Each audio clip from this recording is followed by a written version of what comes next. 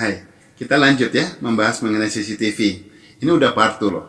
Yang part 1 kalau ada yang belum nonton silahkan ditonton dulu biar jadinya nyambung sama yang di sini. Nah, saya mau kasih tahu sekarang mengenai penerapan CCTV itu kita harus melihat dari tujuannya dulu dan kemudian pemanfaatannya. Oke, kita bicara pemanfaatan sebetulnya ada 3 hal besar terkait dengan CCTV ini, 3 kategori. Yang paling rendah adalah justru untuk monitoring. Oke, di atas itu adalah untuk surveillance. Di atasnya lagi untuk pembuktian hukum. Oke, ya nanti saya bahas satu persatu biar nggak terlalu panjang. Kita bahas untuk monitoring saja dulu.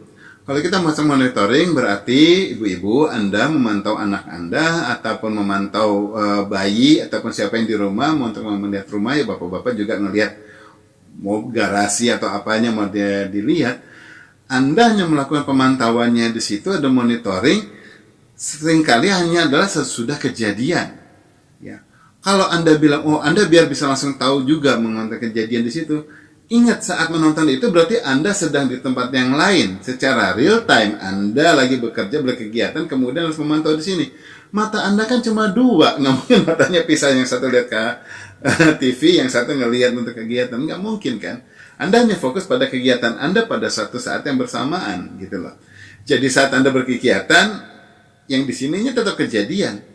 Nah, kalau kita bicara sekarang untuk monitoring, berarti apapun terjadi, ya, yang dari pantauan Anda, itu tidak bisa Anda hindarkan, karena yang Anda lihat itu bisa jadi sudah kejadian. Jadi kalau tujuannya monitoring, bukan yang seperti itu. Tujuan monitoring ini yang kayak gitu tidak tercapai.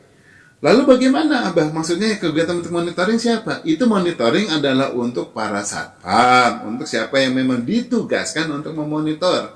Saat dia memonitor, dia kemudian melihatnya secara real time, kegiatan sesuatunya dia lihat, kemudian dia berkoordinasi. Wah, ada orang mulai aneh nih di dalam masuk ruangan situ, siapa nih ya? Halo, kijang satu, kambing 2, gitu.